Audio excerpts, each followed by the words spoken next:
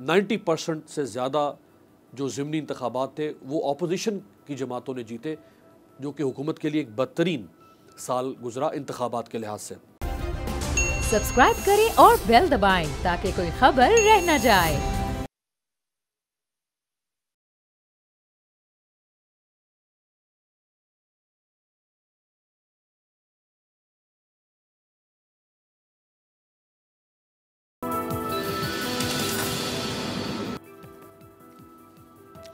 अस्सलाम वालेकुम व्यूअर्स, मैं हूं आपके साथ अमीर अब्बास और आप देख रहे हैं तब्दीली। 2021 तब्दील होकर 2022 में ज़म हो गया है और आज 2022 का पहला दिन है। ना सिर्फ पाकिस्तान बल्कि पूरी दुनिया के लिए नए साल के लिए बहुत सारे अहदाफ रखे जा रहे होंगे और जो बरस गुजर गया यानी 2021, उसमें बहुत सारे जो गलत फ़ैसले हुए होंगे, बहुत सारी हिमाकतें हुई होंगी दुनिया में, बहुत सारी नालायकियों का मुजाहरा हुआ होगा, उसके ऊपर तदब्बुर हो रहा होगा, उस पर निदामत का या अफसरदगी का एहसास हो रहा होगा। तो 2021 पाकिस्तान का कैसा गुजरा, इसमें ये बड़ा अहम साल गुजरा, हलचल वाला साल था, क्योंकि पाकिस्तान एक न्यूज़ हेवन बन चुका हुआ है। हमारी डोमेस्टिक पॉलिटिक्स इतनी ज़्यादा थ्रिलिंग हो चुकी है, सेंसेशनल हो चुकी है कि इसमें आए रोज़ कोई ना कोई ऐसी हलचल हो रही होती है जिसकी वजह से सियासी गहमा गहमी और गर्मा गर्मी कायम रहती है।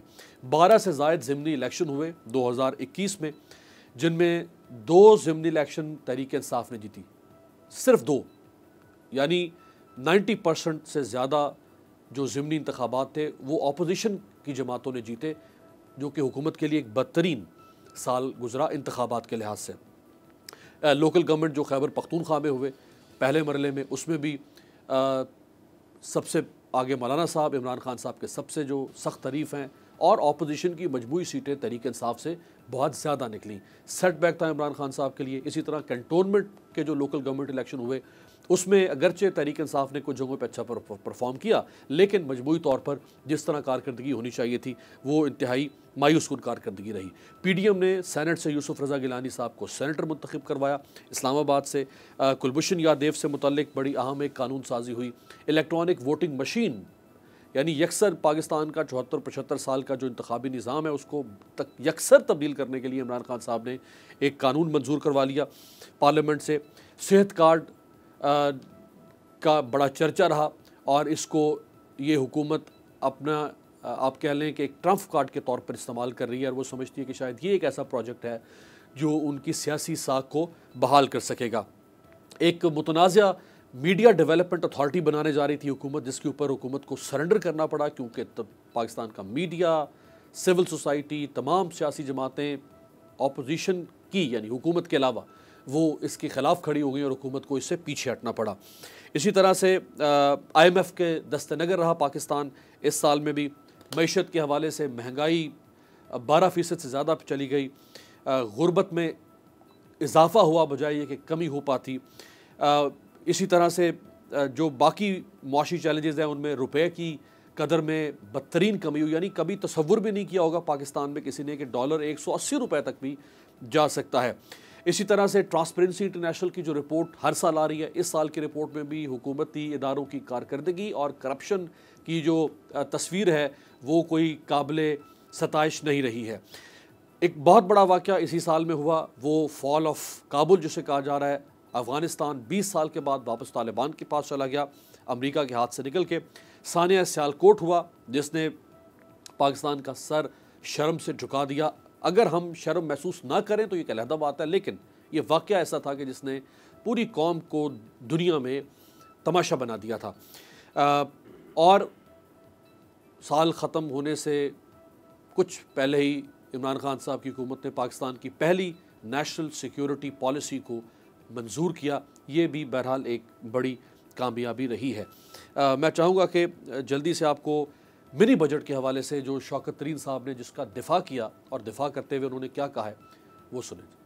कि जितना हमने वावेला मचाया हुआ है प्रेस में भी, आज उधर भी, ये कॉमन मैन के लिए 2 बिलियन की गेम है। और हम टोटल जो हमारा सेल्स टैक्स जो है 2500 से 3000 बिलियन का है, उससे भी मेरे ख्याल में थोड़ा कितना होगा जी इस वक्त? सर 3 ट्रिलियन 3 ट्रिलियन का है। उसमें 2 बिलियन तो ये कौन सा ऐसी तूफान आ जाएगा इसके ऊपर महंगाई पे 2 अरब रुपए से। और अगर दूसरा किया जाए कि जी हाँ इंपोर्टेड जो है ये आइटम जो है जो कि आम आदमी के लिए ये अपर क्लास के लिए है, जिसमें इंपोर्टेड मीट है, इंपोर्टेड फिश है वगैरह वगैरह, और वो 71 अरब रुपया जो है, तो उसमें मतलब वो कॉमन मैन के ऊपर क्यों बोझ पड़ेगा। ये कोई ऐसी हमने कोई ऐसी हरकत नहीं की जिससे जो है कि गरीब आदमी पे बोझ पड़े। यानी शौकत तरीन साहब की नज़र में तो कुछ है ही नहीं, मिनी बजट का बिल्कुल ये एक होम्योपैथिक किस्म का बजट है ही नहीं, अवाम के ऊपर इसका कोई असर ही नहीं है, वो ये साबित करना चाहते हैं।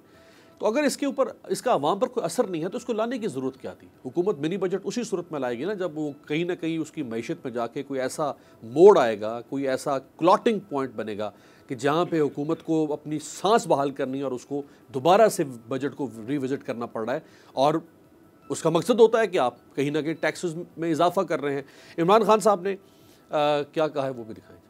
कोई कहता था जी मैं पाकिस्तान को एशियन टाइगर बना दूंगा। एशियन टाइगर क्या मुकाबला कर सकता है जो मदीना की रियासत के जो एक कौम खड़ी हुई थी जिसे दुनिया की इमामत की थी। एशियन टाइगर तो कोई चीज ही नहीं उसके सामने। हम उस रास्ते पे जाना चाहते हैं जिसके लिए पाकिस्तान बना था। डेनमार्क, नॉर्वे, स्वीडन, सबसे अगर आपने करीब किसी रियासत को देखना है वो इन मदीना की रियासत के करीब, तो वो आप इस स्कैंडिनेवियन ममालिक को देखेंगे। इमरान खान साहब बहुत बड़ा टारगेट रखती है उन्होंने रियासत मदीना का। पहले कम से कम आप पाकिस्तान को एशियन टाइगर तो बनाते, एशियन टाइगर भी बना देंगे तो हम अगले 50 साल आप हुक्मरानों पर ये कौम आपके शुक्र बजा लाती रहेगी। रियासत मदीना तो बहुत ऊंची बात है, एशियन टाइगर नहीं बन पा रहा हमसे ये 74 साल से मुल्क, तो रियासत मदीना कहाँ बनेगी। मेरे साथ जो 3 मोतबर शख्सियात मौजूद हैं, ऑनरेबल शैला रज़ा साहिबा पाकिस्तान पीपल्स पार्टी की सीनियर मरकज़ी रहनुमा, अमजद अली खान साहब रुकन कौमी असम्बली पाकिस्तान तहरीक इंसाफ से chairman standing committee on defence, और रुकन कौमी असम्बली पाकिस्तान मुस्लिम लीग नवाज़ अली गौहर बलूच साहब भी हमारे साथ मौजूद हैं। शहरा साहबा आपसे आगाज़ करना चाहूँगा, मिनी बजट से ही बात शुरू करते हैं। जो शौकत तरीन साहब फरमा रहे हैं कि ये तो कुछ भी नहीं है, 2 अरब रुपए सिर्फ आम आदमी पर पड़ेंगे। बहुत अफसोस होता है जब हमें इस तरह की बातें सुनने को मिलती हैं। पिछली दफ़ा भी आपको याद होगा कि जब टमाटर जो थे पता नहीं कहाँ पहुँच गई थी उनकी कीमत, तो उस वक्त के फाइनेंस मिनिस्टर ने कहा था 17 रुपये या पता नहीं 7 रुपये मिल रहा है। अब आप मुझे एक बात बताएं कि आम आदमी की जो कि तनख्वाहें हैं जो कि गवर्नमेंट सेक्टर में हैं उनमें इजाफ़ा हुआ है? नहीं हुआ। जब से इमरान खान साहब आए हैं डेवलपमेंट के बजट में कटौतियाँ ही हो रही हैं। लोगों को नौकरियाँ मिली, 1 करोड़ नहीं मिल गई हो, 1 करोड़ में से 1000 लोगों को अगर नौकरियां मिली हो और लोगों की रिहाइश भी छीनी, वो एक अलग कहानी है। लेकिन आपने महंगाई इतनी कर दी कि आवाम के पास क़ुव्वत ख़रीद ही नहीं है, आवाम की ताकत ही नहीं है, और किराए इतने बढ़ गए हैं कि सामने अभी चैनल ही के कैमरा जर्नलिस्ट बैठे हैं और उन्होंने मुझसे कहा कि पहले हम 80 रुपए में चले जाते थे और आ जाते थे, अब जो है हम 140 रुपए में आना जाना होता है।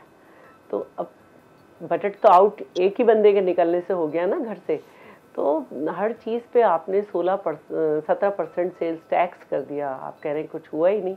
रात को 12 बजने से पहले आपने 4 रुपये 80 पैसे पेट्रोल की कीमत बढ़ा दी, बाकी से तकरीबन 5 रुपये 20 पैसे कहाँ कोई देता है, तो कुछ हुआ ही नहीं। तो ये एक गलत बातें करते हैं ये, जिससे अवाम में गुस्सा बढ़ रहा है।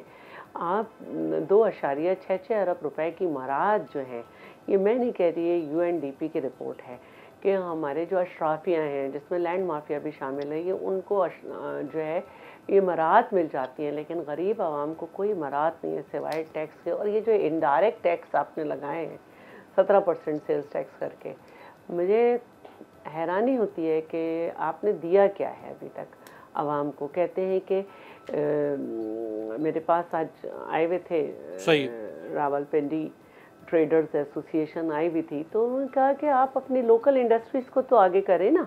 अगर आप एक्सपोर्ट ही बढ़ती जा रही है, एक्सपोर्ट के बिल्स कहाँ तक जा रहे हैं, अगर आपको कुछ चेंज लानी है तो आप लोकल इंडस्ट्रीज़ को तो आप सहूलतें दें, वो भी नहीं है।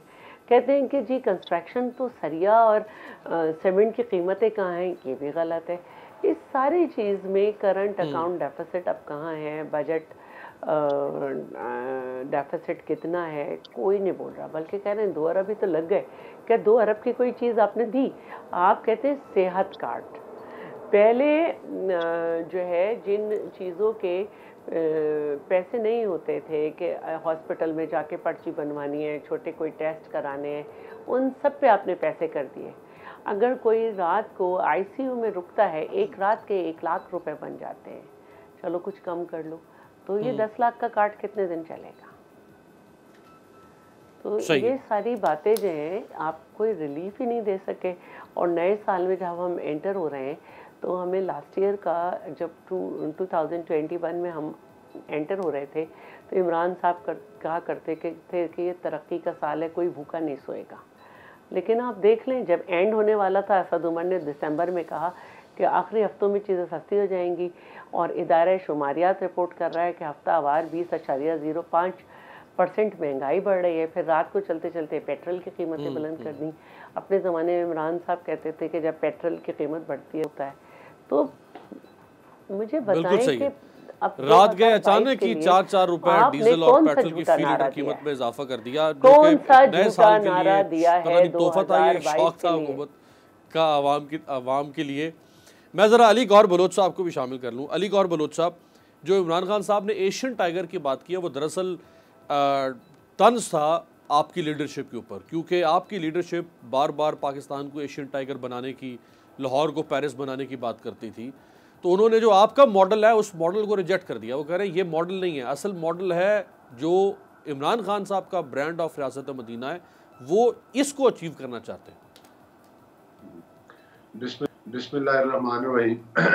अमीर अब्बास, मैंने शैला रज़ा साहबा की बात सुनी, आपका सवाल और इमरान खान साहब का भी आपने बता ही दिए और सुनवा भी दिए।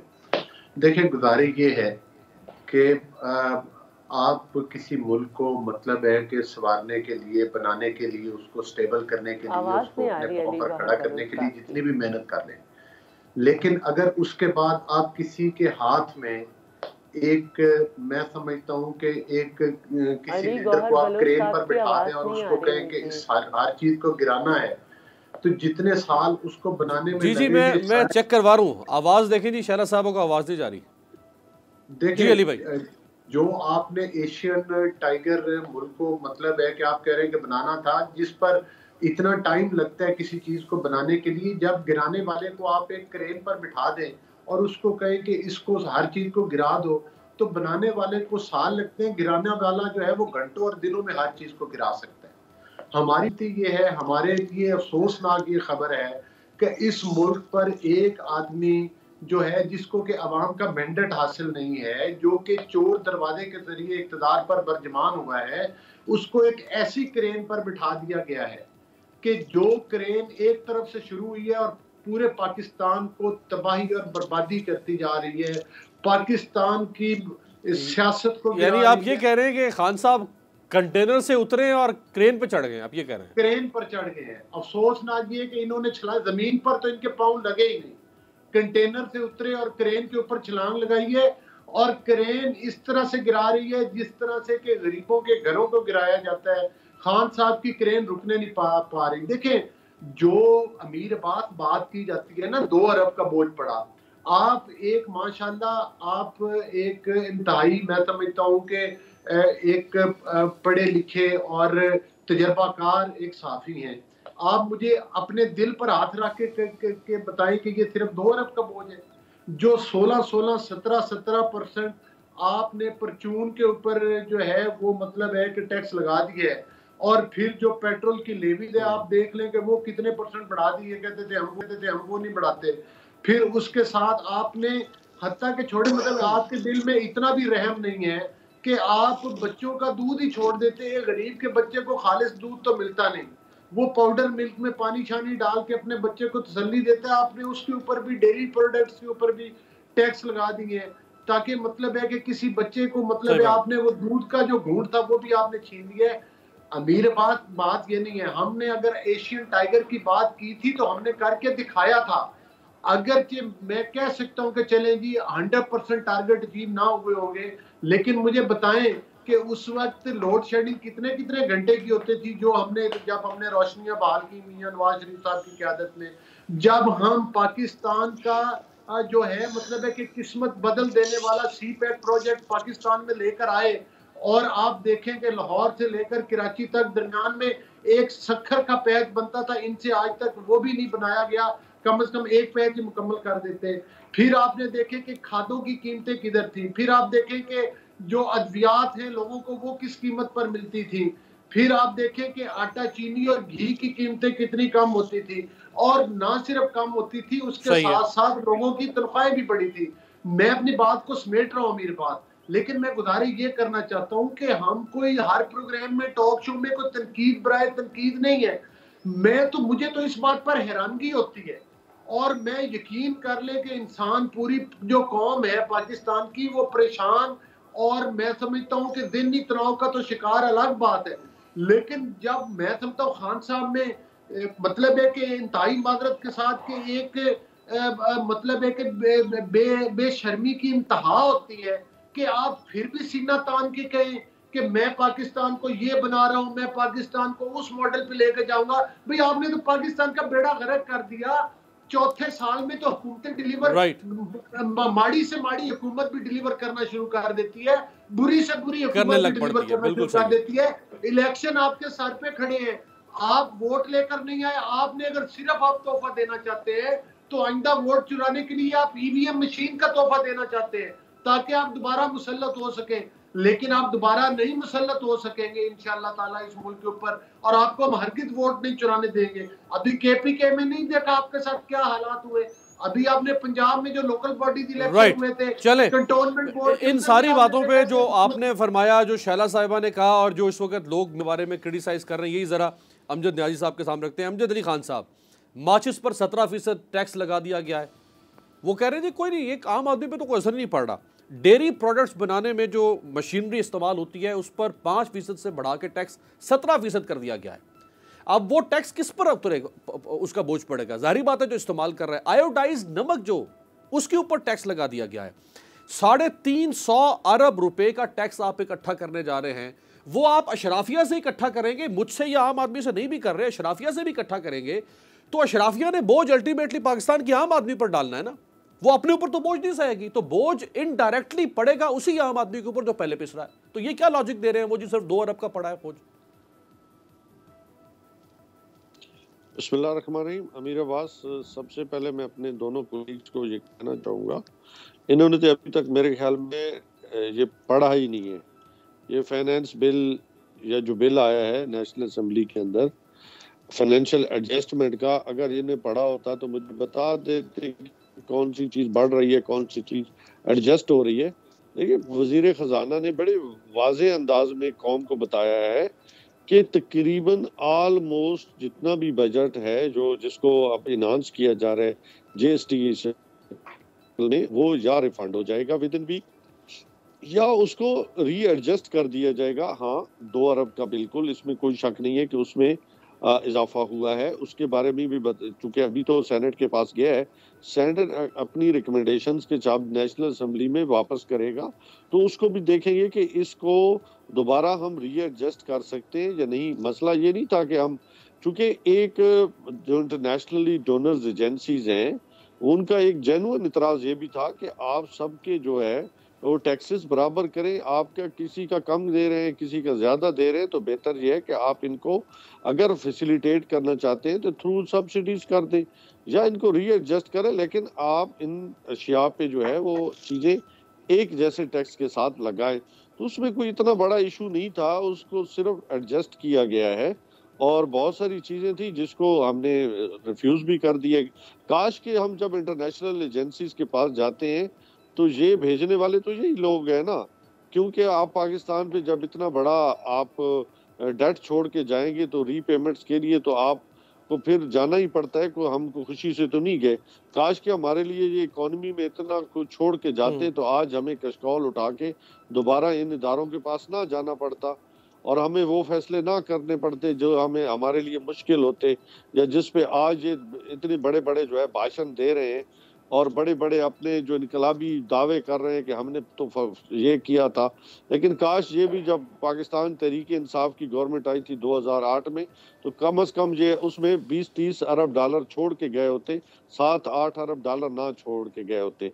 हालांकि कोरोना जैसी वबा के अंदर भी एक बहुत बड़ा धचका था पाकिस्तान तहरीक इंसाफ की गवर्नमेंट को, लेकिन उसको भी हमने सहा। फिर मुश्किल आई जहाँ पे दुनिया में जब पेट्रोल की कीमतें बढ़ी, गैस की कीमतें बढ़ी, आज दुनिया में जो खाद की कीमत है यूरिया की वो 11,000 की एक बोरी है, लेकिन पाकिस्तान की गवर्नमेंट अभी भी जो है वो तकरीबन $2 पे जितनी भी पाकिस्तान के अंदर फैक्ट्रीज है उनको दे रही है ये गैस।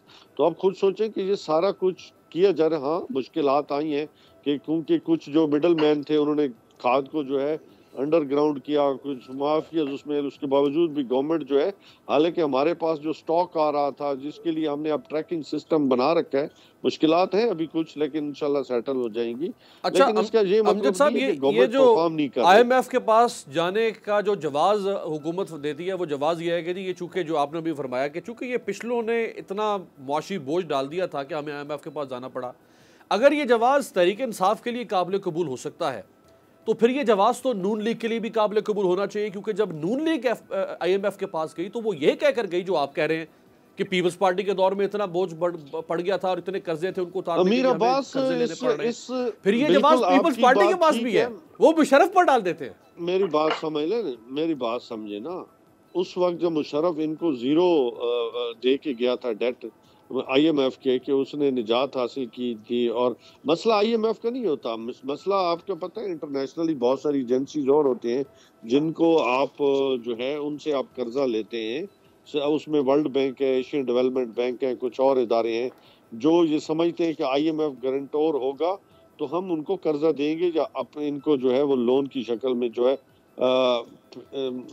हम इनको एडजस्ट करेंगे। लेकिन बदकिस्मती से आज जितना आपका मेजर जो आप देख लें कि आप जितना भी टैक्स इकट्ठा करते हैं वो अगर आप एक साइड पे रख दें और डेट का जो है इंटरेस्ट आप एक साइड पे रख दें, तो आपके लिए सबसे बड़ा प्रॉब्लम क्या है? बिल्कुल ठीक है, यही है कि आपके लिए डेट प्रॉब्लम है। बिल्कुल ठीक है, और कोई इसमें कोई बिल्कुल ठीक है। ये आपके इस लॉजिक को मैं एक लम्हे के लिए, अमजद भाई, आपकी इस लॉजिक को मैं मान लेता हूँ, आप जो लॉजिक दे रहे हैं मैं एक लम्हे के लिए आपकी इस लॉजिक हूँ। तो दूसरा सवाल फिर ये पैदा होता है कि 3.25 साल से आप कर्ज लेने का जवाब ये दे रहे हैं कि कर्ज उतारने के लिए कर्ज लेना पड़ रहा है। बिल्कुल ठीक है, आपकी लॉजिक सार आंखों पे। अगला सवाल ये है कि फिर ये कब तक कर्ज उतारने के लिए कर्ज लिया जाता रहेगा? कर्ज लेना रुकेगा कब सर इस मुल्क में?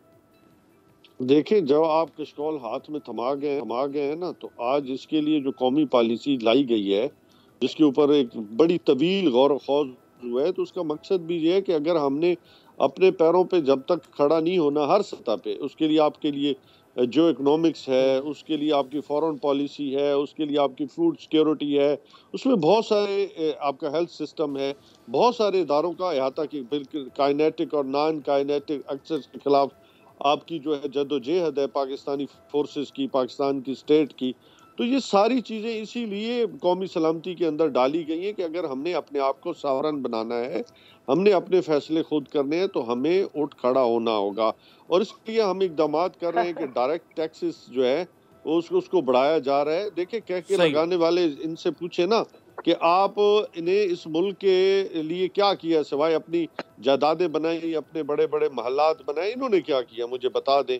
कोई ये देखे, आप तनकीद करते हैं कि जी आपको ये इतने बड़े तीर मार के गए हैं, कि इकोनॉमी में आपने बहुत माशाल्लाह कोई इदारे जो है इतने टॉप लेवल पे दुनिया में छोड़ के गए कि आज हमें जो है ना, हमने उनको तबाह किया। हमने तो आपका जो करंट डेफिसिट था उसको कम किया, बल्कि आपका मकसद ये कहने का है कि न्यूज़ पार्टी कौन सा कोई ऐसा पाकिस्तान को कोई ऐसा कुछ सुरखाब का पर लगा के गए थे कि वो हमारी वजह से सब खराब हुआ है, देही खराब हालत में गए थे, तो हम उसको मजीद ख़राब अगर कर भी देंगे तो उसमें मतलब जवाज़ मौजूद है।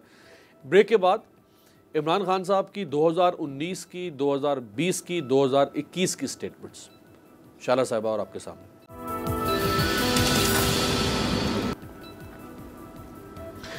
ब्रेक के बाद खुशामदेद। 2018 जब इमरान खान साहब की हुकूमत आई, कुछ मुश्किल फ़ैसले करने पड़े उनको, उसका उन्होंने जवाब दिया कि 2019 जो है वो इंशाल्लाह वो बड़ा ज़बरदस्त साल होगा, मुश्किल वक्त गुजर रहा है।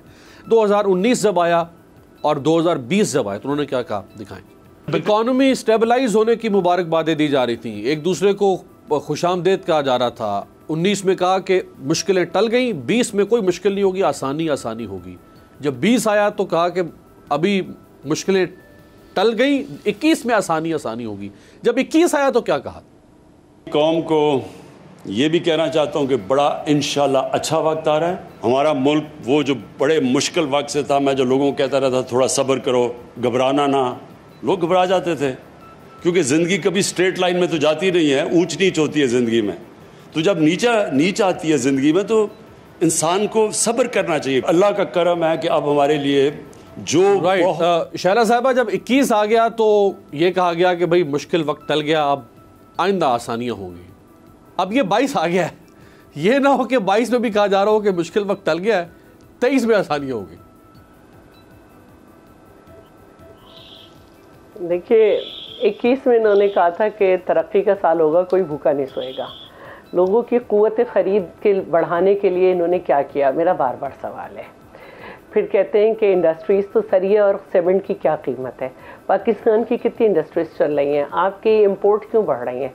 अब ये कहते हैं कि किसी ने पढ़ा नहीं, 150 अशिया जो हैं वो महंगी हुई हैं। और हद तो यह है कि इन्होंने जो हमारे ज़रई मसाइल हैं कि उनको कम करते, उसमें भी कुछ नहीं हुआ। इन्होंने जो है ज़रई बीज, पौधे, आलात और केमिकल पर टैक्स जो 5% था उसको भी 17% कर दिया। बाकी जिस चीज़ को कहेंगे मैं उसका नाम लेके इन्हें बता दूंगी क्या क्या बढ़ा है। ऐसा नहीं है कि हमने नहीं पढ़ा, पढ़ते आप लोग नहीं हैं, इसीलिए इस किस्म की फजूल बातें करते हैं। जब इकॉनमी अच्छी होती है तो किसी को समझाना नहीं पड़ता, लोगों के चेहरों से नज़र आता है कि मुल्क के लोग खुशहाल हैं। दूसरी, इन्होंने अभी एक बात की, नेशनल पॉलिसी की। नेशनल पॉलिसी किसने बनाई है? असेंबली में आई, डिस्कस किया आपने? मतलब आपने सॉवरेनिटी की जो बात करते हैं तो अब असेंबली जो है सॉवरेन नहीं रही, पार्लियामेंट वहाँ बनी ही नहीं। फिर आपने एक काउंसिल बना दी, वो फैसले करेगी, तो असेंबली को भी ताला लगा दे क्योंकि आपको वो भी अच्छी नहीं मिली। ये बात तो आप किया ही ना करें कि पीछे के लोग क्या छोड़ के गए, क्योंकि जब आप इलेक्शन लड़ने के लिए आ रहे थे तो आपको ये सब पता था कि मुल्क पे कितना खर्चा है, क्या है। और आप ये कहते थे कि हमारे पास 200 माहिर माशियात हैं जो आते ही सब कर लेंगे, हमने होमवर्क मुकम्मल कर लिया है। तो अगर आपने यही कहना था कि पहले ये कर गए तो आपकी तो तब्दीली नहीं आ सकती थी ना। तो देखिए, और आप हमारे मिनिस्टर्स लेकर फाइनेंस समझते हैं कि आप फाइनेंस सही कर लेंगे जी। अमीर अब्बास साहब, एक मिनट देखिए, कोई भी जो पावर प्रोजेक्ट होता है जब वो लगाया जाए तो वो 3 साल के बाद पावर प्रोडक्शन की तरफ जाता है। अल्हम्दुलिल्लाह जितने पावर प्रोजेक्ट हैं वो हमारे ज़माने में लगे।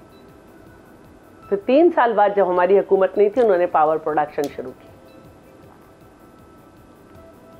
फ्रेंड्स ऑफ पाकिस्तान, अली गौर बलोच साहब, सऊदी अरब ने ये जो IMF का सारा इस वक्त घूम के मसला जो है वो IMF की वजह से आ रहा है। हुकूमत को IMF की शराइत मानना पड़ती हैं, कर्जे लेना पड़ रहे हैं, कर्जे लेने हैं, शराइत माननी है तो उसका असर अवाम पर पड़ेगा, टैक्स छूट ख़त्म होगी, टैक्स में इजाफा होगा।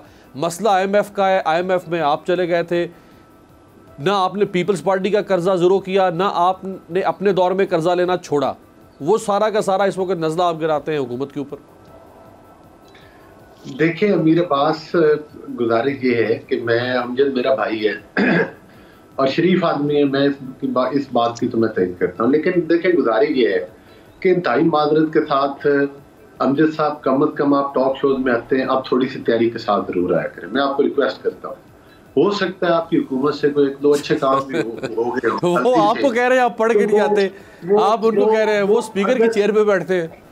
वो अगर आपकी हुकूमत से गलती से कोई एक आध अच्छा काम हुआ भी है तो उसको तो पढ़ कर आया करें, या इमरान खान से पूछ लिया करें, रोज आप उनसे मिलते हैं, आपके और उनकी कंस्टिट्यूंसी के साथ साथ है, डिस्ट्रिक्ट भी एक है, कभी वैसे पूछिएगा तो सही खान साहब कोई अगर काम किया तो मुझे बता दें, मैं टॉक शो में जाता हूँ।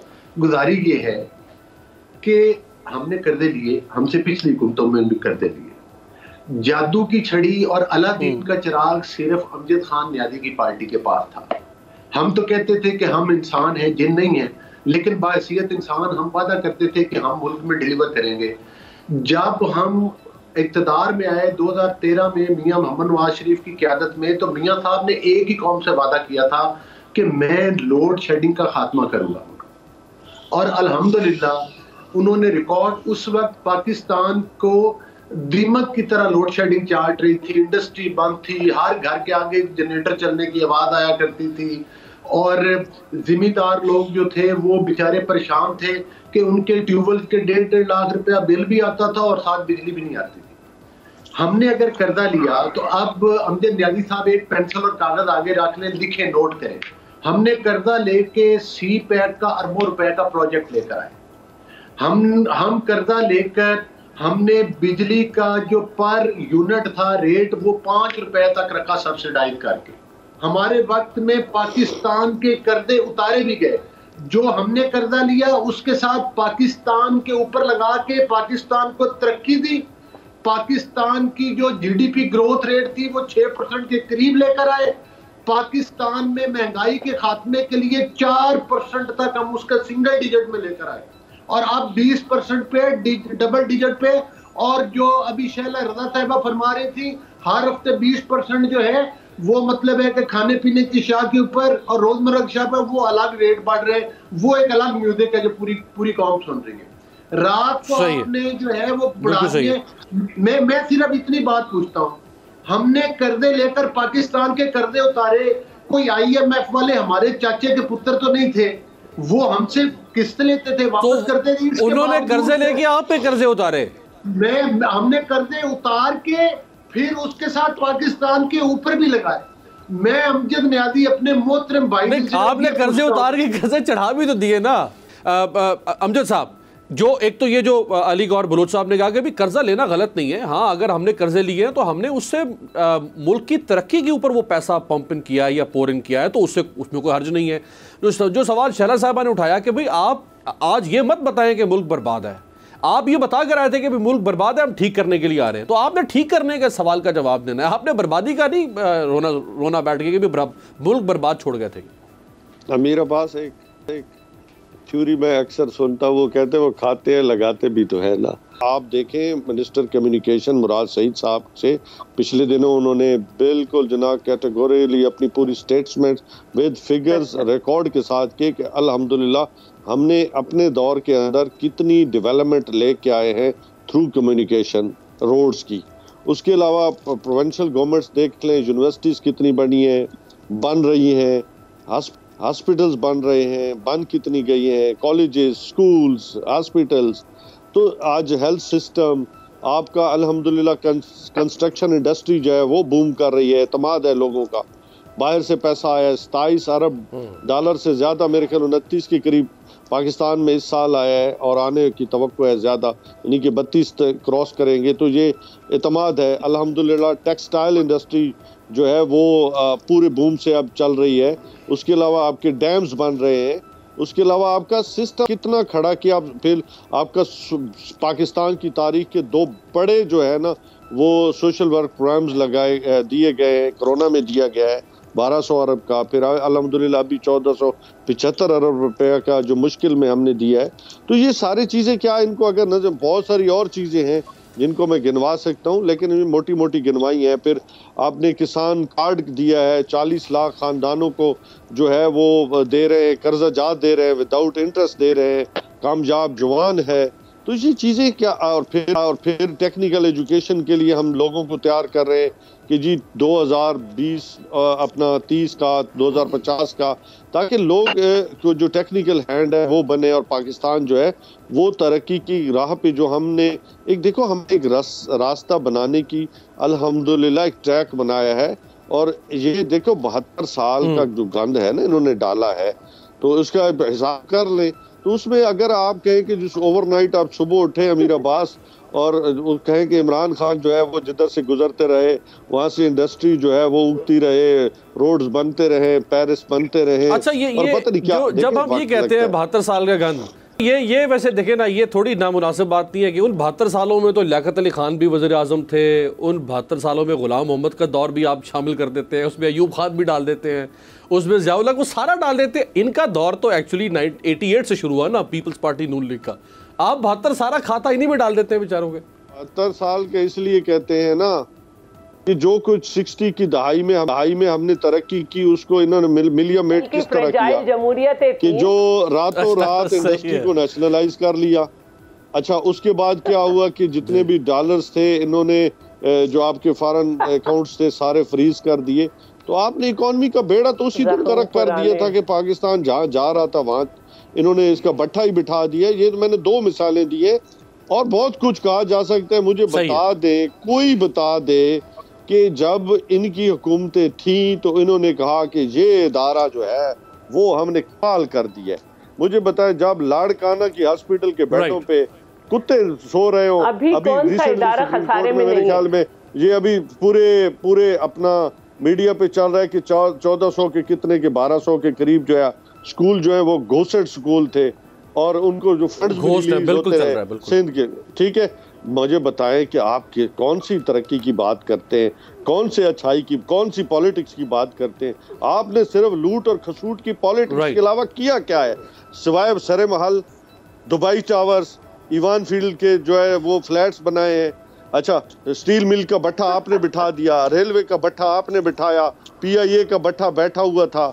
आप मुझे बताएं, पाकिस्तान की जो ब्यूरोक्रेसी है उसका भट्ठा आपने बिठाया। एक ब्रेक अमजद भाई, एक ब्रेक। अब ये अपने जवाबी चार्जशीट लगा दी है पीपल्स पार्टी के ऊपर भी, सारे महल की भी और सिंध की भी और लाड़काना के अस्पतालों की भी। एक ब्रेक से वापस आते हैं। शायरा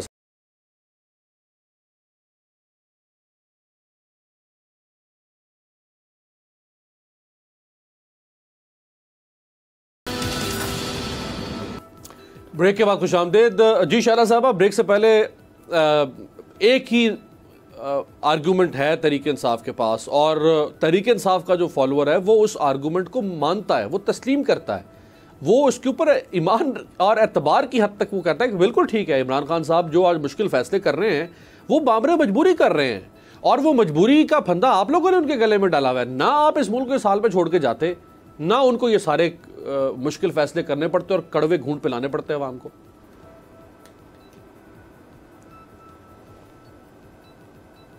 देखिए, मैंने पहले भी इसका जवाब दिया था कि अगर मुल्क मुश्किल हाल में था, इन्होंने 100 तकरीरें की थी और इन्होंने कहा था कि इतना मुल्क को मकरूज कर दिया तो मैं तो IMF के पास नहीं जाऊंगा, क्योंकि दूसरे मुल्क के पास जाने का मतलब है अपनी खुददारी बेच देना।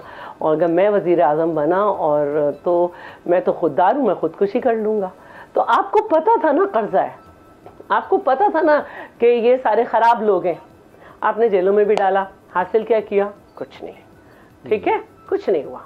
नतीजा, अगर वो इन पे ईमान रखता है तो इन्होंने इतनी सीटें लूज क्यों कर दी? इनको तो और तगड़ा होकर सामने आना चाहिए था, और इन्होंने डॉलर तगड़ा कर दिया।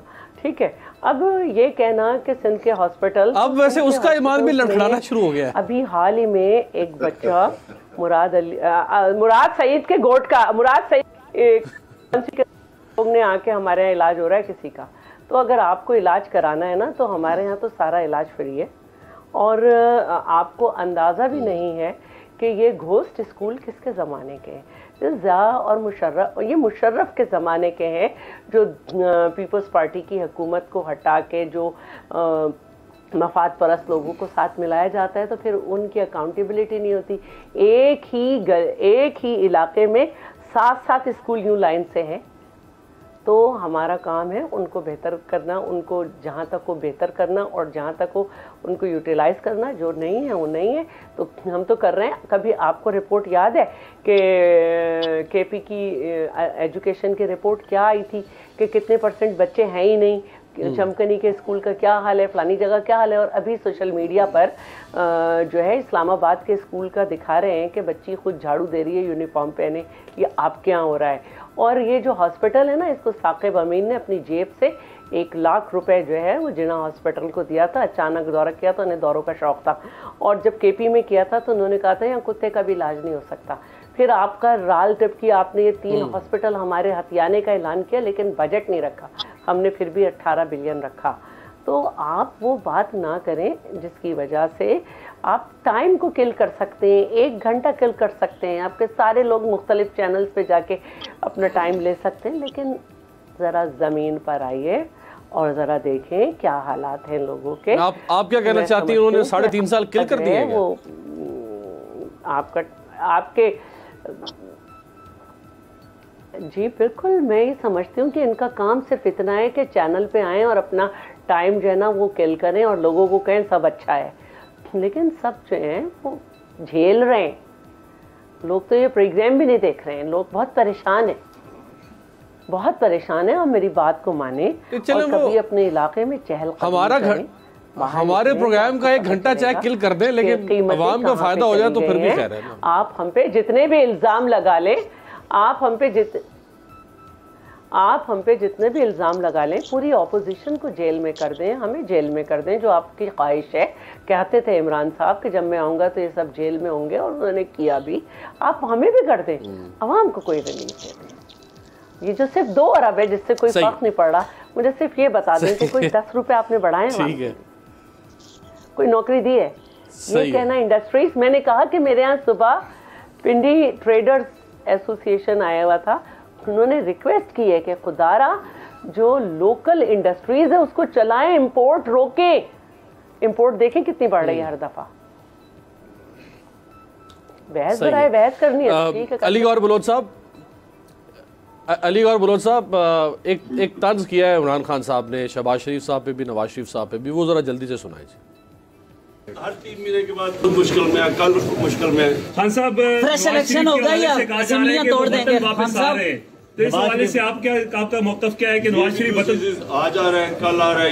ये जब पहले गया था ना सऊदी अरेबिया, तब भी हम सुनते थे अब आ रहा है, कल आ रहा है, जब तक वो समझौता शहबाज शरीफ संभालती थे सर की तकरीर नहीं होती उसकी। अली भाई क्यों बार बार ताने सुन रहे हैं? नवाज शरीफ साहब वापस आ जाएं। अभी फिर खान साहब कह रहे हैं कि जी ये पहले भी चले गए थे और ये अभी भी आने जाने की बातें हैं, तो इन्होंने वापस नहीं आना। तो अमीर अब्बास नवाज शरीफ वापस आ रहा है और उसके वापस आने की खबर सुन के इनकी जुबानें लड़खड़ा रही हैं, इनकी ये हवास खो बैठे, हवास बाख्ता हो गए इनके लीडर। जो इनके जो इनके मेंबरान हैं, वो तो आपको पता है कि सेनेट के इलेक्शन जब हुआ था गिलानी साहब, उस वक्त भी कहते थे कि हमें नून लीग की टिकट की गारंटी दे दे तो हम तो पार्टी छोड़ने के लिए तैयार है। देखें, गुजारिश ये है कि इमरान नियाज़ी साहब मियां नवाज शरीफ साहब के वापस आने पर हवास बाख्ता है, अपने हवास खो बैठे हैं। एक तो ये है कि उन्होंने मुल्क की तबाही उतार दी है, दूसरी बात यह है कि नवाज शरीफ के आने का इनकी टांगें कांपती हैं, इनकी दिल की धड़कनें तेज हो जाती हैं, क्योंकि इन्हें पता है कि अवाम ने KPK के इलेक्शन में जो लोकल बॉडी का था इनकी क्या दुर्गत बनाई है। इनको पता है कि जो पंजाब में इनके ये इलेक्शन बाई इलेक्शन हुए और कंटोनमेंट बोर्ड के इलेक्शन हुए, उसमें अवाम ने इनकी क्या दुर्गत बनाई है। तो इनके अब ये अपने हवास खो बैठे कि नवाज शरीफ भी वापस आ रहा है, तो फिर हम कहाँ झुकेंगे, क्योंकि इन्होंने तो मां सवाए। अच्छा नहीं, लेकिन यहाँ अली भाई थोड़ी सी गड़बड़ कर रहे हैं आप। देखिए, इनके तो माना के चले, आप कह रहे हैं कि ये तो हवास खो बैठते हैं, इनके पाँव उखड़ जाते हैं, ये इन पर लर्जा तारी हो जाता है मियाँ साहब की वापसी की खबर सुनकर। आप भी तो लगे हुए इतने अरसे से कि जी पहले कहा कि दिसंबर में आ रहे हैं, जावेद लतीफ़ साहब ने कि दिसंबर में आ रहे हैं, नहीं आए।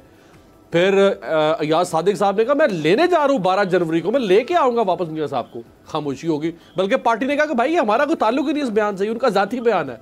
तो आप भी तो नहीं उनको लाने की बात कर रहे ना। देखें, बात ये है कि मियां नवाज शरीफ साहब जो हैं वो जो उनकी रिपोर्ट्स थी, जिन रिपोर्ट्स पर गए थे वो इन्हीं के इदारों ने करवाई थी।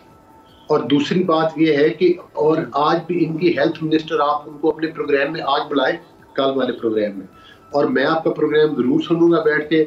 उनसे आप या उनको भी बीपर पे ले लें, उनसे पूछें कि जो आपने टेस्ट करवाए थे वो गलत थे या ठीक थे। वो मियां साहब फेक कोई रिजल्ट बनवा कर चले गए थे, मतलब जिस बात का ये सारे चैनल पर बैठकर प्रोपेगेंडा करते हैं। शौकत खानम हॉस्पिटल के डॉक्टर ने चेक किए थे, लेकिन इन तमाम बातों के बावजूद मैं आपको बता रहा हूँ कि मियां नवाज शरीफ साहब अपना इलाज उनका मुकम्मल हो या ना हो, अन करीब मियां साहब आपके मुल्क में होंगे, हमारे साथ होंगे। और दूसरी मैं एक और गुजारिश करूं, आपने नोट किया जो लास्ट मियां, देखिए अली भाई, अब वो अन करीब तो 2023 भी हो सकता है ना। अब 2023 में वो नवंबर में इलेक्शन होगा, इंशाल्लाह वो अक्टूबर में आ जाए, तो ये तो अन करीब ना हुआ। वो इंशाल्लाह मार्च से पहले मियां साहब पाकिस्तान में होंगे, मार्च से पहले इंशाल्लाह। अच्छा चले, अमजद अली खान साहब, मार्च से पहले मियां साहब वापस पाकिस्तान होंगे, और ये याद रखिएगा मियां साहब अगर आ गए वापस। जी जी देखिए मैं एक मिनट, अमजद खान मेरी बात मुकम्मल। देखिए मैं ये गुजारिश कर रहा हूँ, ये कहना चाहूंगा, मैं ये गुजारिश कर रहा हूँ, नहीं देखिए मेरी तो अभी बात मुकम्मल नहीं हुई, मुझे बात मुकम्मल कर लेने दें, ठीक है ना। और ना ये आना चाहते हैं, ये सिर्फ मेरे भाइयों को बेवकूफ बना रहे हैं। उनका काम मियां नवाज शरीफ साहब वापस आएंगे, माफी मिल जाए, डील हो जाए, ढील मिल जाए, बनेंगे और इन लोगों की दौड़े लगेंगी इंशाअल्लाह ताला। अब तरले की गए, बिनते भी गई और डील भी गई और ढील भी गई।